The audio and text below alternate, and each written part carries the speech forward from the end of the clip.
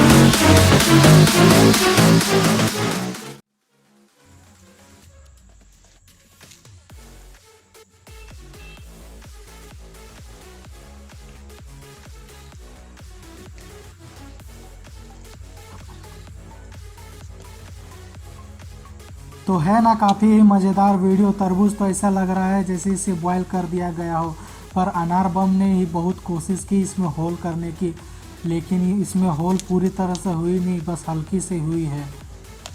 इसमें ज़्यादा पानी की मात्रा होने के कारण ये ज़्यादा गर्म भी नहीं हुई है। अगर वीडियो पसंद आए तो इसे लाइक करें और इसी तरह के वीडियोस देखने के लिए हमारे चैनल को सब्सक्राइब करें और ये वीडियो को अपनी फैमिली मेम्बर्स, फ्रेंड्स के साथ ज़रूर शेयर करें।